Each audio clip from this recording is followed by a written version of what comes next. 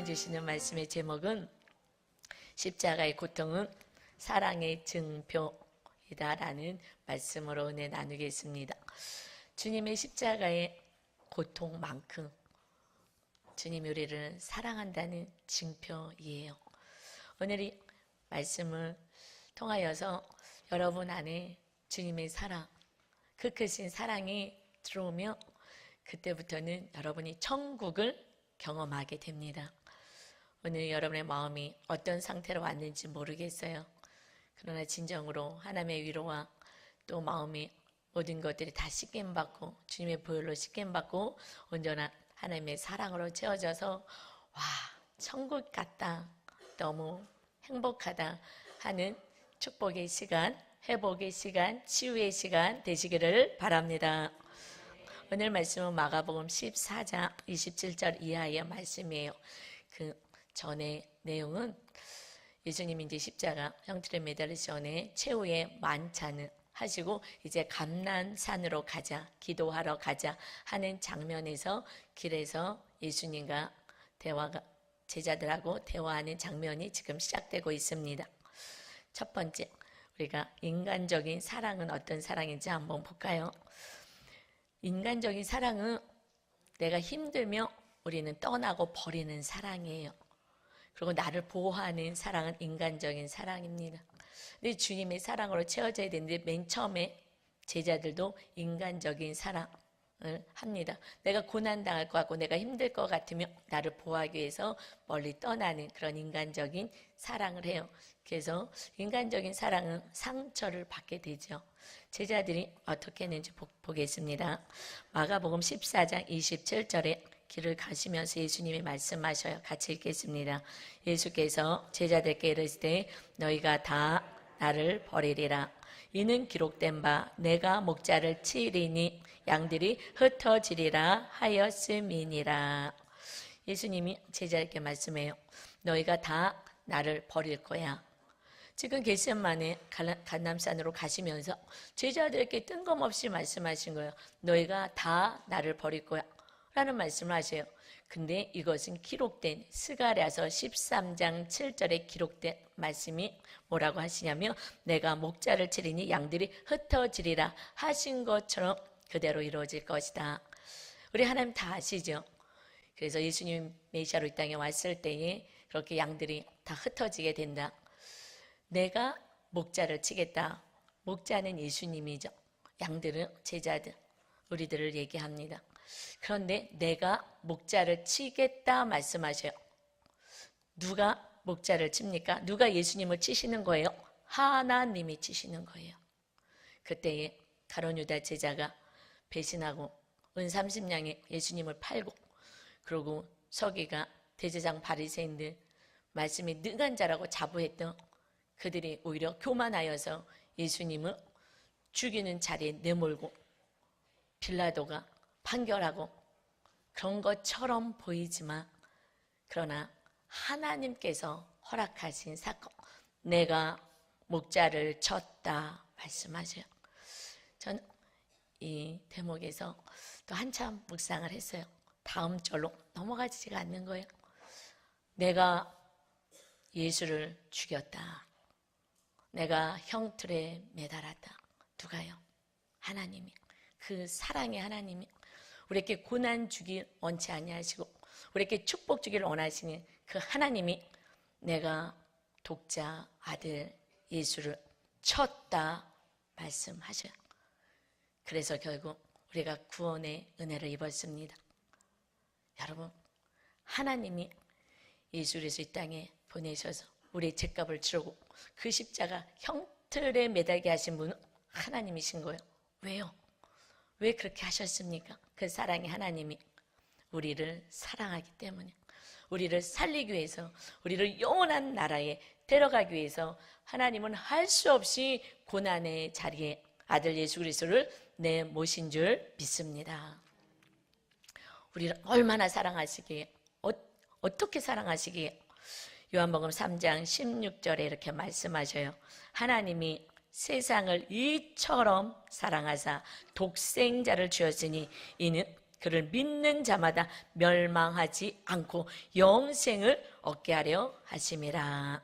우리가 멸망당하지 않고 영원한 지옥불에 떨어져서 살지 않고 영원한 생명을 가지고 하나님이 예비하신 그 천국에서 살게 하기 위해서 그 아들을 그 고통의 자리, 그 죽음의 자리에 모시는 내가 아들을 쳤다 말씀하셔요. 왜요? 우리를 사랑해서 우리를 살려서 그 천국을 주시기 위해서 하나님이 아들을 치신 줄 믿습니다. 그 은혜로 우리는 죄사함을 받은 거예요. 17절에 말씀하셔요. 이어서 하나님이 그 아들을 세상에 보내신 것은 세상을 심판하려 하심이 아니요 그로 말미암아 세상이 구원을 받게 하려 하심이라. 아들을 보내신 이유에 대해서 명확하게 말씀하십니다. 아들을 보낸 것은 너희가 멸망받지 않고 심판받지 않고 구원받아 영원한 천국을 누리게 하기 위함이다. 목적은 한 가지인 거예요. 너를 구원하기 위해서 아들을 친 거야. 십자가에 매단 거야. 너희들의 죄값을 치르게 한 거야. 이제 죽어서 가는 천국이 아니라 이 땅에서 하나님이 임하시는 천국을 경험하며 하나님과 함께 사는 거야. 너희들 필요한 모든 것들은 아버지가 책임진다 약속하셨습니다. 이제 우리가 진정으로 간구해야 될 것은 나의 필요가 아니라 내 안에 천국이 임하지를 않아요. 내 안에 미움이 나를 괴롭혀요. 내 안에 어떤 큰 파도 때문에 두려움과 근심이 있어요. 하나님, 오직 하나님을 믿지 못한 나의 연약한 믿음을 불쌍히 보시고 오직 하나님만이 오직 주님만이 나를 다스려서 주님이 거하시는 성령의 거룩한 전으로 살게 하여 달라고 우리가 기도해야 될 줄 믿습니다. 그것이 우리가 예수 믿는 핵심인 거예요. 절대 지옥 가면 안 돼. 그래서 아들을 치고 그 십자가에 매달게 하신 것입니다. 사실 이 사실만 알면은요, 우린 이 세상에서 파도가 치든 문제가 있든 병이 들든 이것이 우리를 슬프게 하지는 않아요. 우린 이미 구원받은 하나님의 자녀이기에 그 하나님이 때가 되면 해결하시고 치료하실 걸 믿기에 생명까지 주신 그 하나님이 그 아들을 치시고 고통 가운데 내몰고 우리를 구원하신 그 하나님이 우리의 모든 것을 책임지지 않겠습니까? 문제는 우리가 믿음이 없음이 문제인 거예요. 너희가 구원받을 믿음이 있느냐? 구원받을 회개를 우리는 하고 구원받을 믿음, 오직 주님만이 다스리는 천국 백성 되시기를 주님의 이름으로 축원합니다. 그러고 나서 그 다음에 주님이 이런 말씀을 하셔요. 마가복음 14장 28절입니다. 그러나 내가 살아난 후에 너희보다 먼저 갈릴리로 가리라. 지금 27절에서는 너희가 다 나를 버릴 거야. 말씀하신 대로 그대로 이루어질 거야. 그랬더니 지금 그러고 내가 이제 살아난 후에는 내가 먼저 갈릴리로 갈 거다. 그 말씀을 하셨더니 바로 베드로가 이렇게 항변을 합니다. 29절에 베드로가 여짜오되 다 버릴지라도 나는 그래야지 않겠나이다. 잘 이 대화 내용을 들어보세요. 이제 기록된 대로 스가랴 13장 7절에 말씀하신 것처럼 결국 너희가 날 다 떠나게 될 거야. 예수님이 고난당하면 자기들 고난당하는 게 두려워서 다 떠나게 될 거야. 그리고 그러나 내가 살아난 후에 너희들보다 먼저 갈릴리로 갈 거다. 갈릴리는 제자들의 고향이에요. 그러니까 주님이 고난당하니까 그 옆에 있다가는 잡혀서 자기네도 고난당할까 봐 제자들이 다 도망가서 고향에 가서 숨었습니다. 고향으로 다 갔어요. 주님이 다 아셨죠. 그래서 먼저 얘기하셨어요. 그러면 이것이 핵심이잖아요. 예수님이 말씀하고 싶으신 것은 너희가 나를 배반하고 나를 떠나고 그렇지만 나는 부활하고 죽고 십자가에서 죽고 3일 만에 부활해서 너희들이 도망가 있는 그곳에 내가 가서 만날 거야. 그러면 그 대목에 대해서 주님 죽으시다니요. 주님 부활하는 건 또 뭐죠? 그런데 왜 우린 또 갈릴리에 갔는데 주님이 왜 우리를 만나러 오시죠? 이게 핵심이고 이게 가장 중요한 건데 그런 말은 하나도 안 들리는 거예요. 그리고 무슨 대목 얘기해? 그 전에 얘기해. 다 나를 버릴 거야. 흥분하면서 절대 버리지 않습니다. 다 버려. 모든 사람이 버려도 베드로가 나는 그렇게 하지 않습니다. 그렇게 몰랐습니까? 하고 나를 인정하고 나를 내세우는 데만 혈안이 되어 있습니다.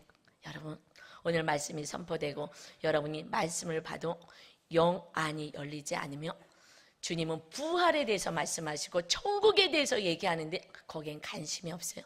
어떻게 하면 이 땅에서 잘 살까? 어떻게 하면 인정받고 그리고 존귀함을 받을까? 이것만 신경 쓰고 모든 말씀은 그렇게 해석을 해버리는 거예요. 들려지지가 않아요. 영적으로. 그래서 성령님이 임하지 않고는 하나님의 말씀은요 그냥 그린 거예요. 그리고 그냥 무조건 이 땅에서만 잘 되게 해달라는 간구밖에. 진정으로 중요한 구원 때문에 오신 거야, 천국 때문에 온 거야, 이런 말씀 하나도 들리지 않습니다. 하나님이 주시고 싶은 메시지는 하나도 들려오지가 않아서 육에 속한 자로 살다가 고난 속에서 살아가는 거예요. 마음이 늘 예수님을 믿어도 지옥 같아요. 근심, 염려, 불안, 미움, 질투, 이런 시기, 이런 마음으로 살아가는 거예요. 주님이 이것이 안타까운 거예요. 이제 그렇게 살지 마. 천국을 누리고 사는 거야. 이 땅에서도 마음의 천국을 누리는 거야. 말씀하셔. 그래서 십자가를 지셨는데 이것에 관심이 없고 들리지가 않습니다. 오늘은 여러분이 영안이 열려서 하나님이 진정으로 저와 여러분에게 주시는 핵심의 메시지를 받으시기를 주님의 이름으로 축원합니다. 주님이 나는 절대 버리지 않습니다 라는 베드로의 그 고백에 이렇게 말씀하셔요. 30절입니다. 예수께서 이르시되 내가 진실로 내게 이르노니 오늘 이 밤 닭이 2번 울기 전에 내가 3번 나를 부인하리라.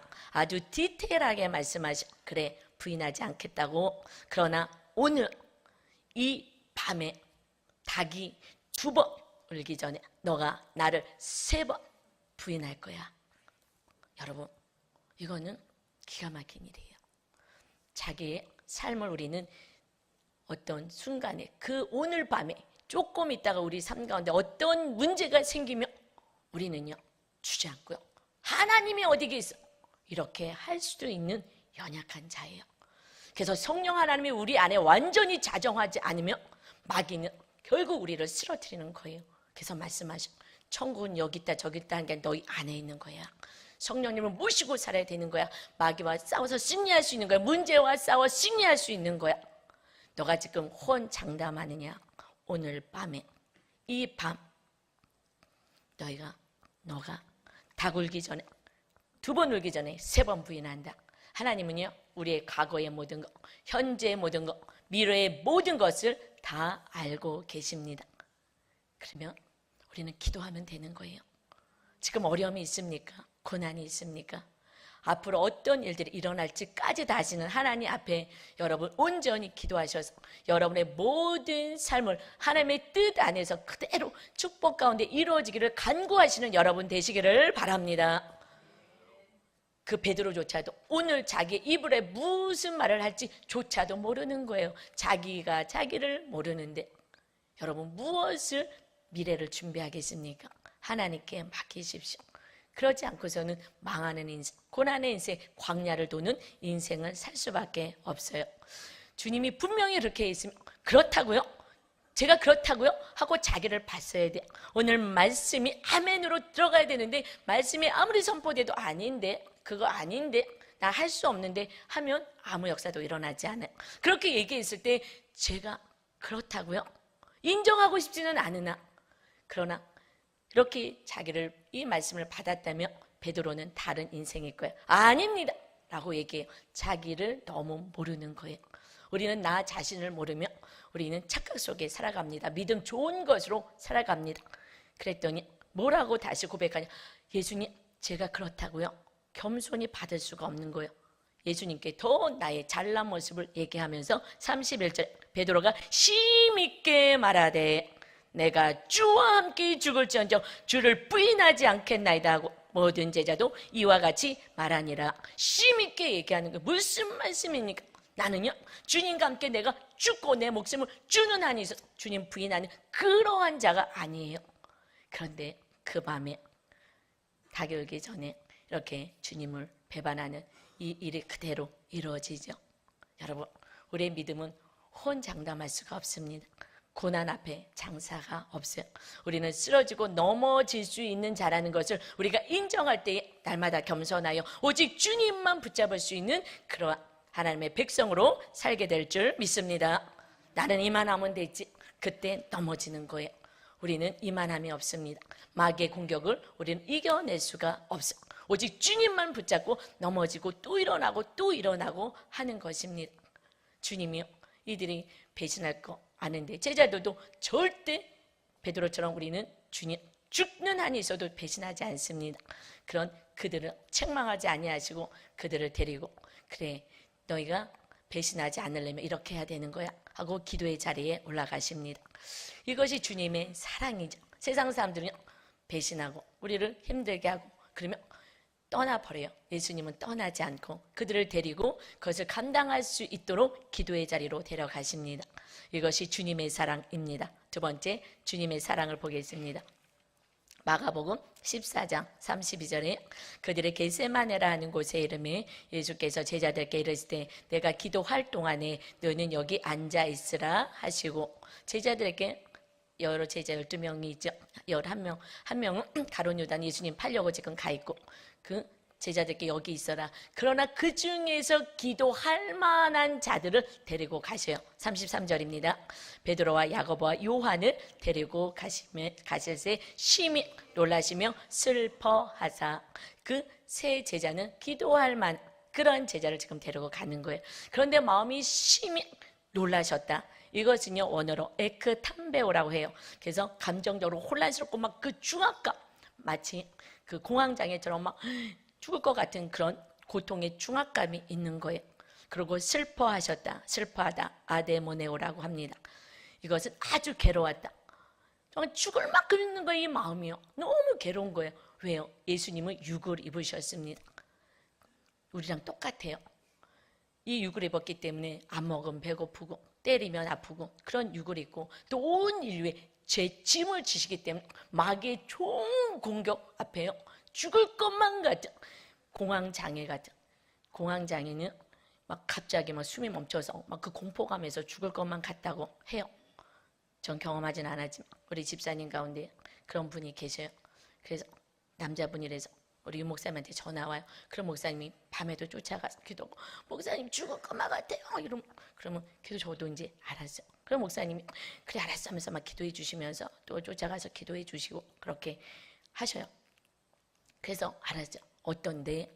물어봤더니 죽을 것만 같다고. 금방 숨이 멈출 것만. 이 공포를 견뎌낼 수가 없다고요. 주님이 공황장애 같은 그런 고통을 가운데 그 육을 입고 있었기 때문에 고통을 당하시며 이렇게 말씀하셔요. 34절입니다. 말씀하시되 내 마음이 심히 고민하여 죽게 되었으니 너희는 여기 머물러 깨어 있으라 하시고 기도해라 말씀하십니다. 내 마음이 심히 고민돼서 죽을 것 같아. 우리 유 목사님 밤에도 쫓아가서 기도해주고 그래 좀만 기다려 하고 가는 거예요. 그렇게 가듯이. 그런데 지금 고민하여 나 죽을 것 같아. 그러고 기도할 만한 그 3명의 제자를 기도해라 그랬는데 그러고 가서 기도합니다. 35절에 조금 나가서 땅에 엎드려 될 수 있는 대로 이때가 자기께서 지나가기를 구합니다. 하나님 너무 힘들어요. 하나님 너무 힘들어요. 이것이 빨리 고통이 끝났으면 좋겠습니다. 기도하면서 36절에 이어서 이런 기도를 하시죠. 이럴 때 아빠 아버지요, 아버지께서는 모든 것이 가능하오니 이 잔을 내게서 옮기시옵소서. 그러나 나의 원대로 마시옵고 아버지의 원대로 하옵소서. 나는 죽을 것 같아요. 너무 힘들어요. 그러나 내 뜻은 이 잔을 먹지 않고 십자가 지고 싶지 않습니다. 그러나 하나님의 뜻이라면 하나님의 뜻대로 되길 원합니다. 여러분, 우리들의 기도는 이런 기도를 해야 될 줄 믿습니다. 내 뜻을 이루어 주옵소서. 하나님 이루어질 수가 없어요. 내 기도는 왜 응답받아요? 그것을 응답했다가는 너가 더 망하는 삶을 살까 봐 응답해 주지 못하는 거예요. 우리는 이제 주님이 십자가 형태에서 같이 십자가에서 못 박힌 자, 하나님의 뜻에 대해서 산 자가 되었습니다. 이제는 주님의 기도가 우리 평생의 기도가 되어야 될 줄 믿습니다. 나는 힘들어요. 그러나 하나님의 뜻이라면 감당하겠습니다. 내가 죽을 것만 같아요. 화가 나서 참을 수가 없어. 그러나 하나님의 뜻이라면 감당하겠습니다. 그럴 때 하나님의 멍에 아래에 들어가는 거예요. 나 이 십자가 내려놓겠습니다. 그럴 때는 제자들이요 다 도망갔을 때는 그때 고향에 가서 밤새 고기를 잡아도 빈배인 거예요. 사는 게 힘든 거예요. 그러나 예수님이 또 찾아갔습니다. 이제 십자가 지는 인생을 살아라. 그들은 찬양과 감사의 인생을 살기 시작했습니다. 우리들의 고난이 어려움이 있습니까? 수고하고 무거운 짐진 자들아 다 내게로 와라. 내가 너를 쉬게 하리라. 주님의 멍에 아래 들어갔을 때 주님의 우리의 잿짐을 짊어지고 우리는 그 안에서 주님과 함께 주님이 주시는 은혜의 삶을 천국을 누리면서 살 수가 있는 것입니다. 이렇게 기도를 했어요. 이것이 주님의 사랑의 기도인 거죠. 주님이 죄인을 살리기 위해서 지금 고난 당하시잖아요.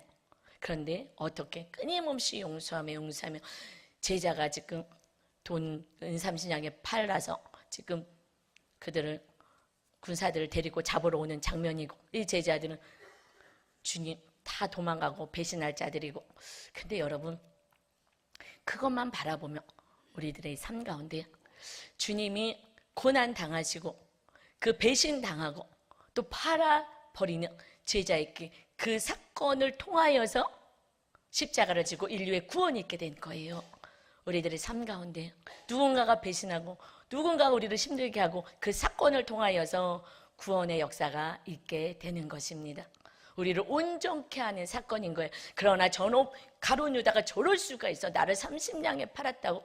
그리고 베드로와 또 제자들 다 나를 배신하고 다 도망간다고. 그리고 베드로는요 절대 모른다고 맹세하고 막 저주하고 그리고 도망가요. 주님 다 아시잖아요.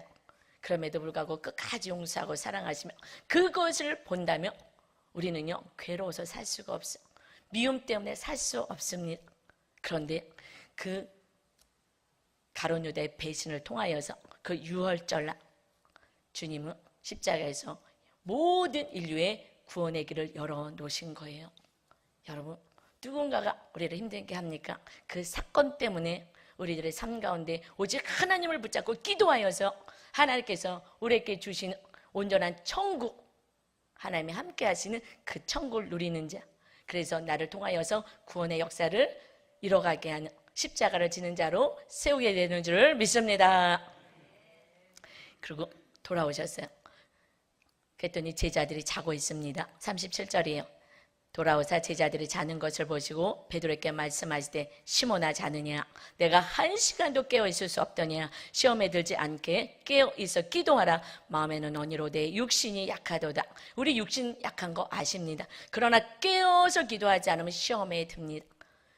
주님의 뜻을 이룰 수가 없습니다. 그리고 도망하는 신세를 살게 되는 것이에요.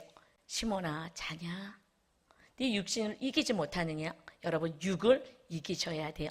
이겨내지 못하면 우리는 하나님의 뜻을 이루지 못하고 내 뜻대로 살다가 고통 속에서 사는 인생인 거예요. 그래서 육을 이기는 자 여러분 되셔야 합니다. 기도 자리에 나오셔야 하는 것입니다. 그 십자가가 너무 힘들어서 미쳐버릴 것 같은 그 고통 가운데서 주님이 그래도 하나님의 뜻이라면 이 십자가 지겠습니다 했을 때 어떤 일이 일어나는지 아십니까?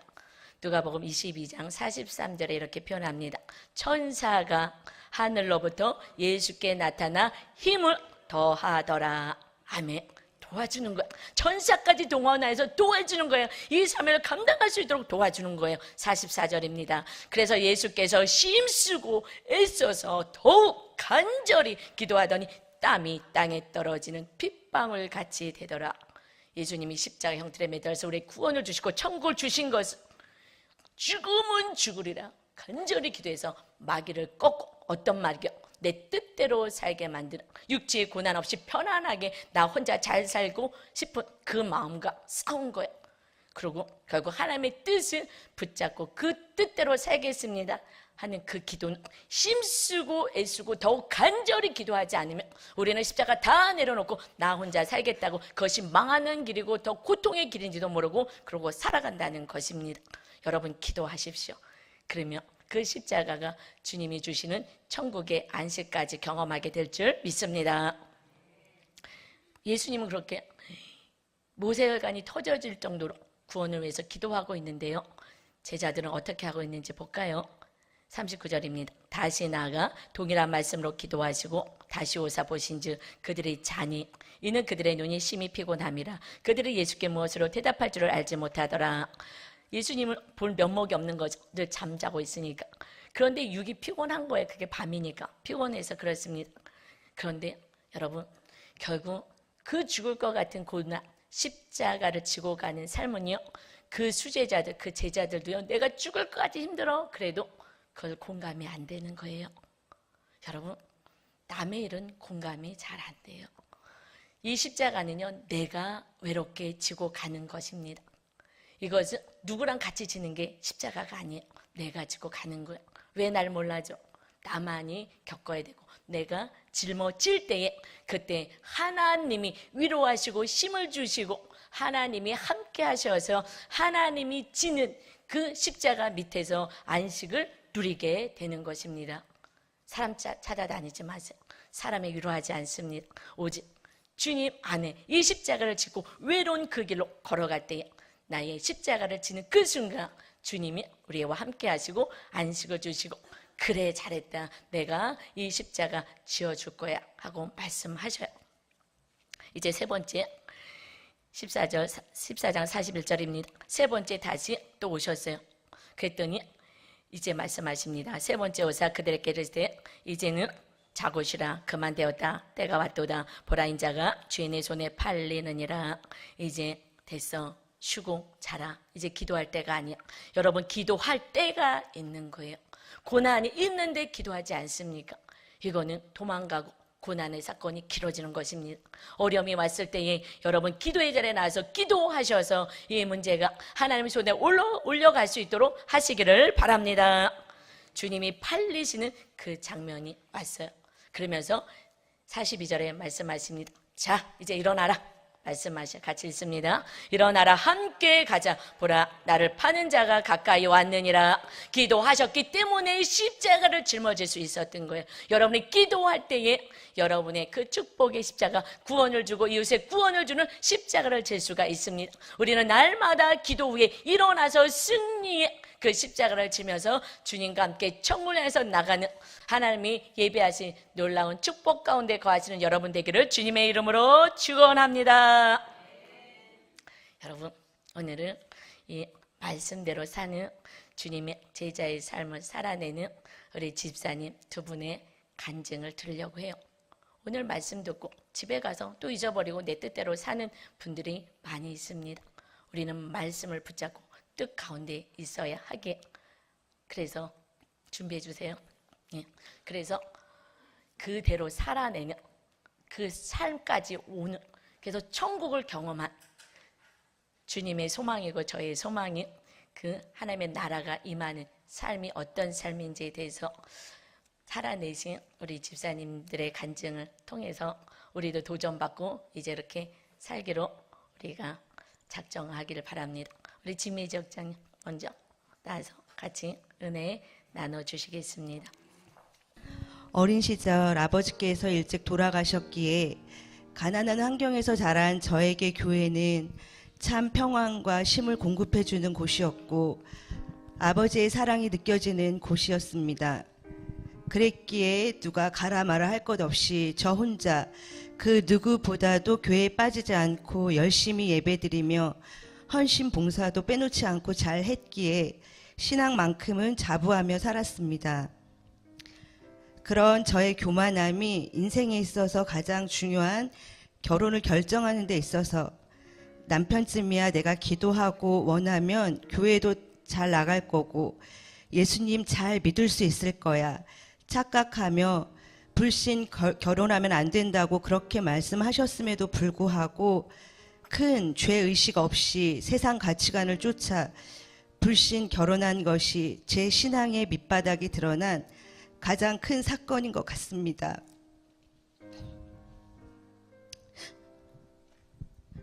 어릴 때 가난의 결핍이 얼마나 컸던지 결혼을 통하여 세상적으로 필요한 것들이 채워지다 보니 눈으로 보이지 않는 하나님보다 필요를 채워주는 남편이 저에게는 큰 우상으로 자리 잡았기에 남편 구원을 위한 열심보다는 세상 가치관에 빠져 세상에 보여지는 행복한 삶이 마치 나의 성공인 양 헤어나오지 못한 채 기복신앙과 세상 열심으로 살았습니다.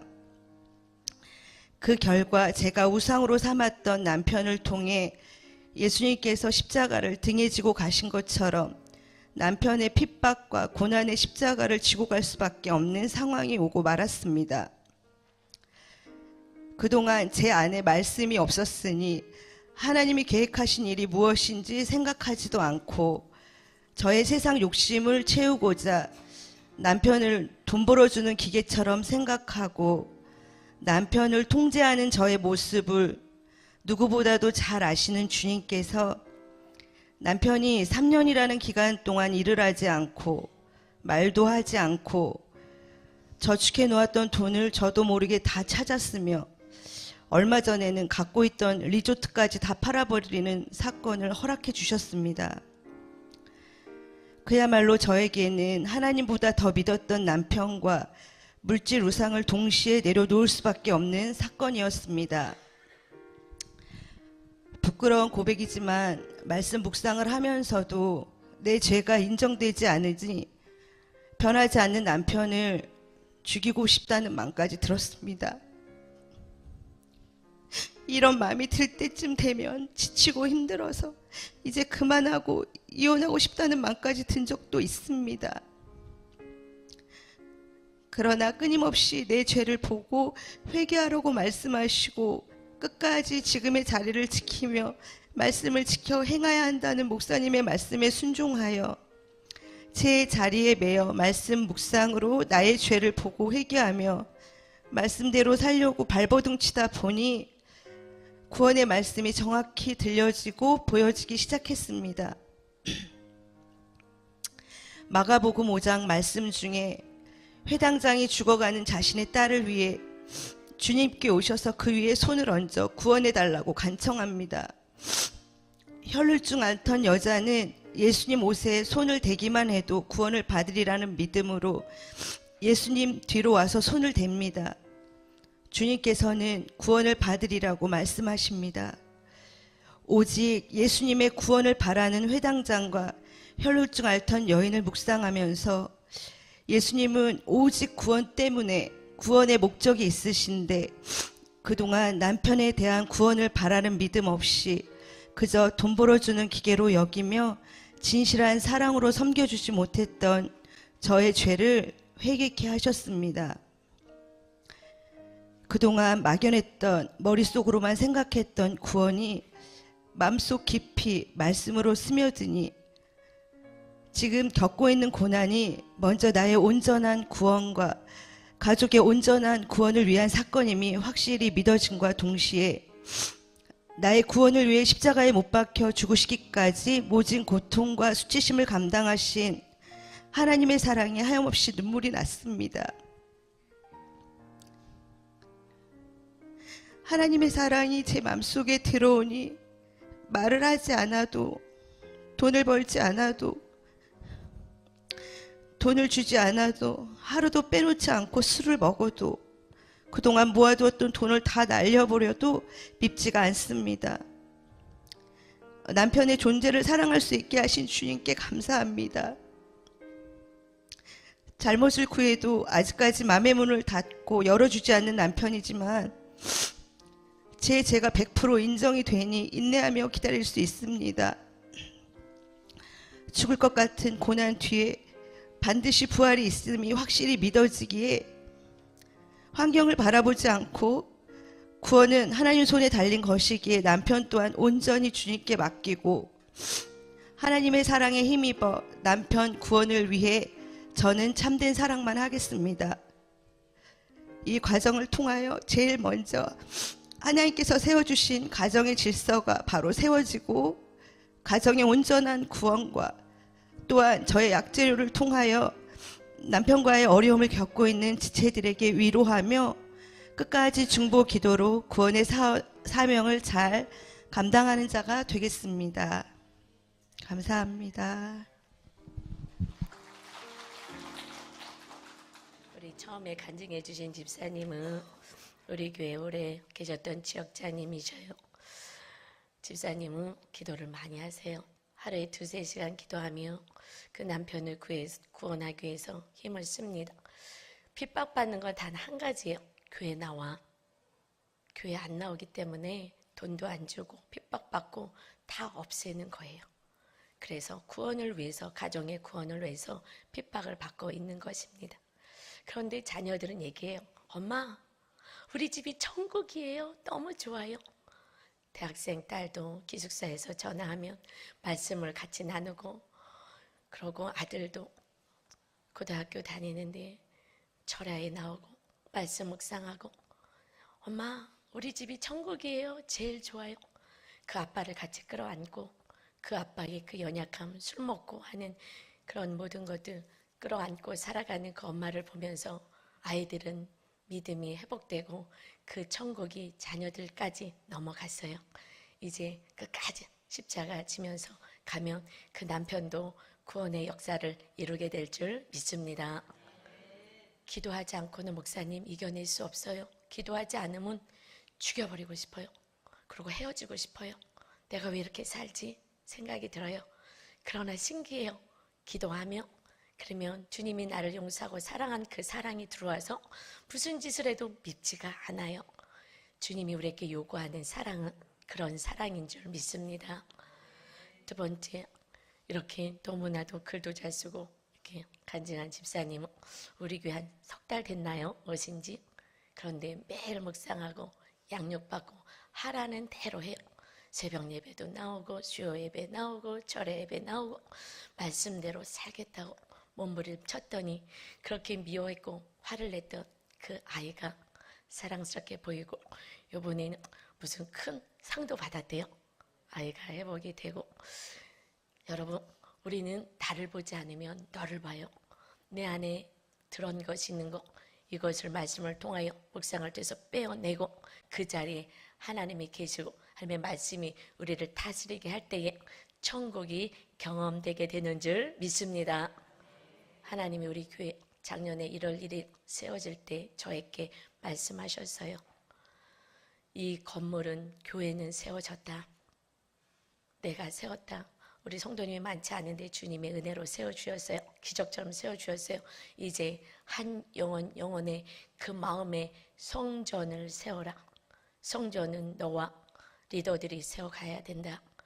우리 안에 주님만, 오직 주님, 내가 죽고 내 고집, 내 뜻 죽고 내 분노 죽고 오직 주님이 다스리는 하나님의 나라 천국을 경험하게 해라. 알겠습니다. 그래서 새로 오신 집사님도 간증한 두 분도 내적 치료도 하고 제가 또 하나님께서 상담 공부를 또 시켜주셔서 감사하게, 그래서 내면의 쓴뿌리도 뽑게 하고 자기의 모습을 봤더니 내가 죄인이었구나 알게 되고, 그러고 회복의 역사를 이루고 이제 주님을 모시고 천국의 삶을 누리는, 한 3개월밖에 되지 않았는데 지금 한 6개월 되신 집사님 다음에 간증해 주세요. 그 집사님도 목사님 천국이에요. 이렇게 신앙생활을 하는 거였는데 몰랐어요. 그랬더니 기도했던 그동안에 응답되지 않았던 이 세상에 필요했던 것들이 그냥 일주일 안에 다 해결이 되는 거예요. 그리고 가장 높이 존귀케 해주셨어요. 그분도 지금 간증의 대기자들이 많이 있습니다. 그래서 이걸 통하여서 우리 지금 집사님은 가정에 부부의 갈등이 있는 그분들이 회복 역사에 있을 것이고 또 자녀의 문제 때문에 힘들어했던 그 가정들이 우리 이 집사님들을 통하여서 회복의 역사가 날로 세워져서 우리 모두가 야 천국이구나, 주님의 온전한 사랑으로 살아가며 거기에 혜택은 자신과 자녀가 제일 받아요. 자녀들이요, 엄마 너무 행복해요. 그리고 늘 자녀에게 전에는 교회 열심히 봉사하고 했을 때 나를 보지 않고 하나님의 성전 세우는 것에 관심 없고 열심히 해서 복받기만을 바랐을 때는 그 자녀들이 이렇게 얘기했어요. 엄마만 행복하면 뭐해? 우린 다 괴로워. 그렇게 얘기했던 그 가정이 엄마가 달라지고 천국이 임하니까 아이들이 엄마 사랑해요. 엄마 고마워요. 이 고백들을 하기 시작합니다. 천국은 여기 있다 저기 있다 할 것이 아니라 너희 안에 있느니라. 온전히 천국을 세워갑시다. 왜요? 제가 천국을 경험해 봐서 알아요.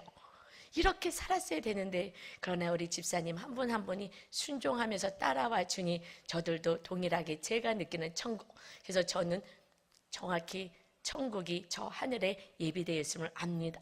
어떤 문제가 있어도 제 안에 천국을 뺏기지 않기 때문에 그렇습니다.